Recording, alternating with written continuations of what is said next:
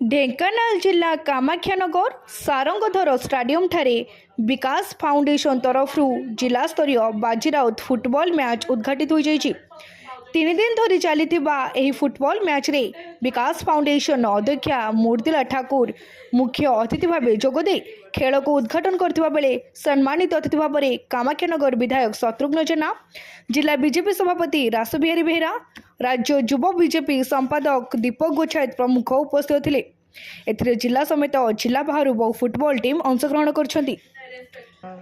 जो एठी अंचल रो किछि कार्यकर्ता आ एठिकार बासिंदा आ आजिरो एई कार्यक्रम रो मुख्य आकर्षण जे माने अछंती खिलाड़ी दल गुड़ा से माने समस्त को मिसे के मो आजी नुआ वर्ष 2026 रो हार्दिक शुभेच्छा अभिनंदन।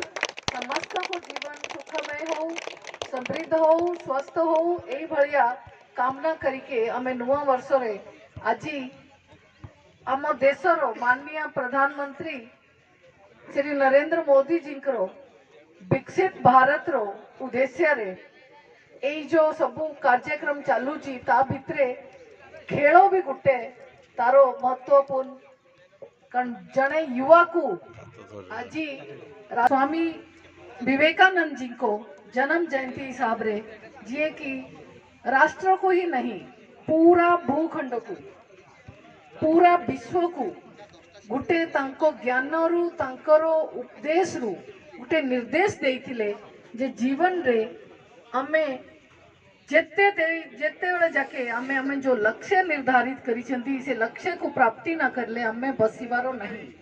तो से उद्देश्य रो प्रेरित है के हम माने समस्ते भी हम जीवन रे अन्य अन्य समस्ते। कामाख्यानगर प्रकाश कुमार पात्रंग रिपोर्ट तीर्थक्षेत्र लाइव।